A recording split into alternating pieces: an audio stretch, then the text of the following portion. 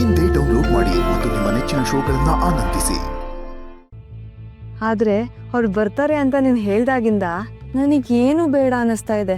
ಈ ಒಡವೆ, ಅಲಂಕಾರ, ಊಟ, ತಿಂಡಿ. ಹೌದಮ್ಮ, ನಾನು ಅವ್ರು ಬಂದು ಹೋಗೋದು ಎಷ್ಟೊತ್ತೋಗತ್ತೋ ಏನೋ, ಸ್ವಲ್ಪ ಉಪಹಾರ ಆದ್ರೂ ತಗೋ ಅಂದೆ. ಆದ್ರೆ ಅದನ್ನು ಕೇಳ್ತಾನೆ ಇಲ್ಲ. ರತ್ನಮ್ಮ, ಮದ್ವೆ ಆಗೋ ಹೆಣ್ಮಕ್ಳಿಗೆ ಹೀಗೆಲ್ಲ ಅನ್ಸೋದು ಸಹಜ.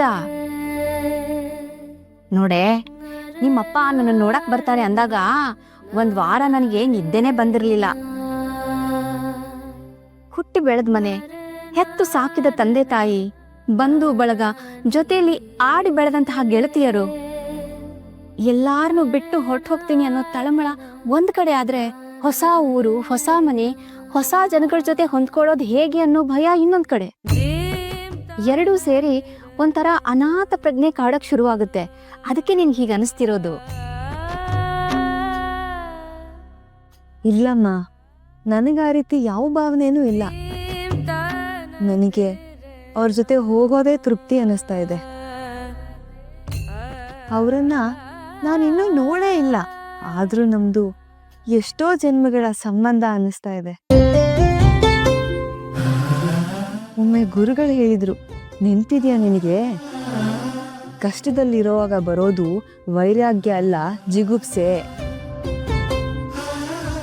ಆದ್ರೆ ತೃಪ್ತಿಯಾಗಿರುವಾಗ ಬರೋದು ವೈರಾಗ್ಯ ಅಂತ. ವೈರಾಗ್ಯದ ಮಾತ್ ಯಾಕೆ ಈಗ? ಮದ್ವೆ ಆಗೋ ಹೆಣ್ಮಕ್ಳು ಗಂಡ, ಮನೆ, ಸಂಸಾರ ಅಂತ ಕನಸು ಕಾಣ್ಬೇಕು. ಎಲ್ಲವನ್ನೂ ತ್ಯಾಗ ಮಾಡಿ ಸನ್ಯಾಸ ಸ್ವೀಕಾರ ಮಾಡೋದಷ್ಟೇ ವೈರಾಗ್ಯ ಅಲ್ಲಮ್ಮ. ಕೈ ತುಂಬ ಸಂಪತ್ತಿದ್ರು ಸರಳವಾಗಿ ಬದುಕೋದು ವೈರಾಗ್ಯನೇ. ಸೀತಾಮಾತೆ ಅರಮನೆ ವೈಭೋಗನೆಲ್ಲ ತ್ಯಜಿಸಿ ರಾಮನ ಹಿಂದೆ ಕಾಡಿ ಹೋಗುವಾಗ ಆಕೆ ಮನ್ಸಲ್ಲಿ ಯಾವ ಕೊರಗೂ ಇರಲಿಲ್ಲ. ಸಂತೃಪ್ತಿಯಿಂದನೇ ತೆರಳಿದ್ಲು. ನನಗೂ ಹಾಗೆ ಅನ್ನಿಸ್ತಾ ಇದೆ.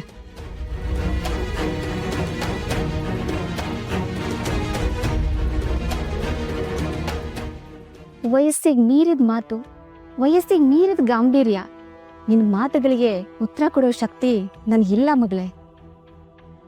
ನಿನಗೆ ಹೇಗೆ ಇಷ್ಟನೋ ಹಾಗೆ ಮಾಡು. ಆದರೆ ಅತಿಥಿಗಳ ಮುಂದೆ ಅವಮಾನ ಆಗದೆ ಇದ್ರೆ ಅಷ್ಟೇ ಸಾಕು.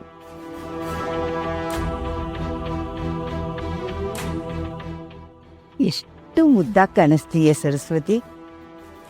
ನಿನ್ನ ನೋಡ್ತಾ ಇದ್ರೆ ನಮ್ಮೂರ್ ನಾಟಕದಲ್ಲಿ ಯಾವುದೋ ಋಷಿ ಪತ್ನಿನ ನೋಡ್ದಂಗೆ ಅನ್ನಿಸ್ತಾ ಇದೆ. ಆ ಕಾಲದ ಋಷಿನೇನ್ ಮದ್ವೆ ಆಗಲ್ಲ ತಾನೇ ನೀನು? ಋಷಿಗಳನ್ನ ಮದುವೆ ಆಗೋದಕ್ಕೂ ಪುಣ್ಯ ಮಾಡಿರ್ಬೇಕು ರತ್ನಮ್ಮ.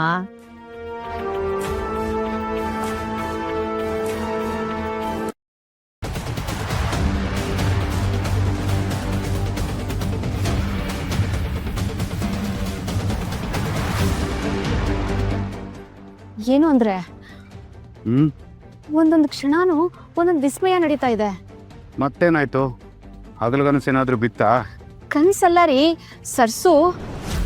ಸರ್ಸುಗೇನಾಯ್ತು? ಒಡವೆ ಹಾಕು ಅಂತ ಕೊಟ್ರೆ ನನಗೇನು ಬೇಡ, ಸರಳವಾಗಿರ್ತೀನಿ ಅಂತ ಹಠ ಮಾಡ್ತಿದ್ದಾಳೆ. ಚಿನ್ನದ ಬಳೆ ಕೊಟ್ರೆ ಗಾಜಿನ ಬಳೆನೆ ಸಾಕು ಅಂತಾಳೆ. ರೇಷ್ಮೆ ಸೀರೆ ಕೊಟ್ರೆ ಹತ್ತಿ ಸೀರೆನೆ ಉಡ್ತೀನಿ ಅಂತಾಳೆ.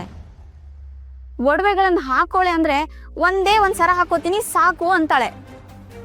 ಕೇಳಿದ್ರೆ ನನ್ಗೆ ಯಾವ ಅಲಂಕಾರನೂ ಬೇಡ, ನನ್ಗೆ ಅವ್ರೊಬ್ರಿದ್ರೆ ಸಾಕು ಅಂತ ವೈರಾಗ್ಯದ ಮಾತಾಡ್ತಾಳೆ.